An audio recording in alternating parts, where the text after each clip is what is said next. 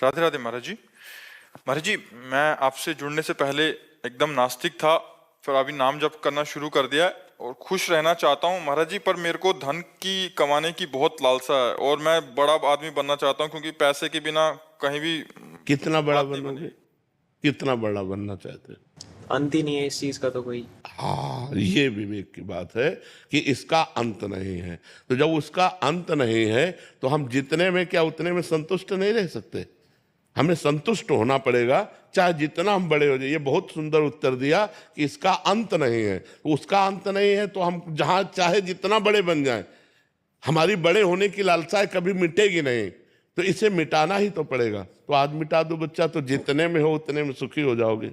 संतोष, जब आवे संतोष धन, सब धन धूरी समान। भगवान मुझे जैसे रख रहे, जैसी परिस्थिति दिए, मैं राजी हूं। जथा लाभ संतोष सदा, काहू सो कछु न चाहूंगू। यही सबसे बड़े धनी की पहचान है कि अगर हमें नमक रोटी मिलती तो मैं संतुष्ट हूं, क्योंकि इसका कभी अंत नहीं है।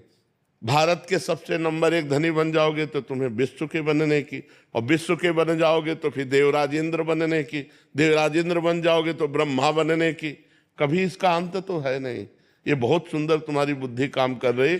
नाम जप करो, बहुत अच्छे व्यक्तित्व वाले बन जाओगे। और जब नाम है ना, तो चाहे जितना धन एकत्रित कर लो, हमारी बात मान लेना। नाम रूपी धन तुम एकत्रित करो, उसे भंजा लो, जितने बड़े धनी बनना चाहो बन जाओगे। इसलिए यदि नाम जप करोगे, हमारी बात मान लो, हर संकट की निवृत्ति और हर लाभ आपको प्राप्त होगा। पर तब तक नहीं मिलेगा जब तक तुम्हारे पाप नष्ट नहीं हो जाएंगे। कई बार बताया, जैसे 500 ग्राम हमारे पाप जमा है और 25 ग्राम भजन हुआ है, तो क्या फर्क पड़ेगा? जब 550 ग्राम भजन होगा तब 500 को नष्ट करके वो प्रभाव दिखा देगा। अब 2-4 माला जपे, बोले चेक नहीं आई, तो ऐसे नहीं आएगा।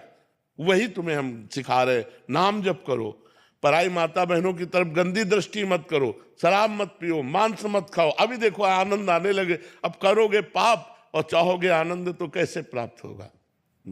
श्री नारायण पेड़ीवाल जी, सूरत से। राधा राधा। राधे राधे महाराज जी। महाराज जी, वास्तविकता में अध्यात्म क्या है और इसे जीवन में कैसे उतार सकते हैं? आत्म स्वरूप का अनुभव हो जाना अध्यात्म है। स्थूल शरीर, सूक्ष्म शरीर, कारण शरीर, तीनों शरीरों से राग मुक्त हो जाना। काम, क्रोध, लोभ, मोह, मद, मत्सर, इनके प्रभाव से रहित हो जाना। मान, अपमान, सुख, दुख, लाभ, हानि, इनके प्रभाव से ऊपर उठ जाना, उसे अध्यात्म कहते हैं। जो आत्म स्वरूप का बोध हो जाना, इसे अध्यात्म कहते हैं। इन विकारों पर विजय प्राप्त कर लेना अध्यात्म कहते हैं। जगत में एक ब्रह्म के सिवा दूसरा कोई नहीं, ऐसा अनुभव हो जाना अध्यात्म योग कहते हैं। महाराज जी, धर्म क्या है महाराज जी? धर्म जिसे शास्त्र आज्ञा करते हैं कि करो, वो धर्म है। और जिसे निषेध करते हैं कि ना करो, उसे अधर्म कहते हैं। चला कैसे? संत महात्माओं का अनुगमन करते हुए, जो महापुरुष जिस मार्ग में गए हैं उसी मार्ग में हम चले, तो वो धर्म और अध्यात्म का मार्ग होता है। महापुरुष जो गए हैं वो सत मार्ग है। जो महापुरुषों के द्वारा मार्ग चयन किया गया है, उस मार्ग, जैसे रोड बना है, हम रोड पे चले तो सुविधा रहेगी, नया मार्ग तो हम फंस जाएंगे। ऐसे ही जिसमें महापुरुष गए हैं उसी मार्ग पर हम चले तो हम भगवत प्राप्त हो जाएंगे, हम आत्मबोध प्राप्त कर लेंगे, हम धर्म का संचय कर पाएंगे। मनमानी आचरण से नहीं इस मार्ग में चला जाता, गुरु आज्ञा के अनुसार चला जाता है। किसी भी महापुरुष का आश्रय लेकर उनकी आज्ञा के अनुसार हम चलें तो परमार्थ पर हम चल सकते हैं, परमार्थ को हम समझ सकते हैं। नहीं तो हमारा मन बुद्धि के अनुसार चलना वो जागतिक ही होगा, भागवतिक तो होगा आध्यात्मिक गुरु के द्वारा। वास्तविक जो अध्यात्म में चल रहे, ड्रामेबाजी, नाटक और पाखंड की बात अलग है।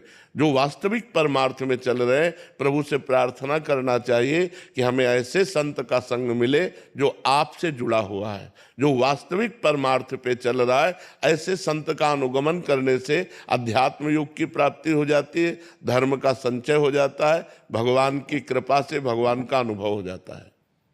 योगेंद्र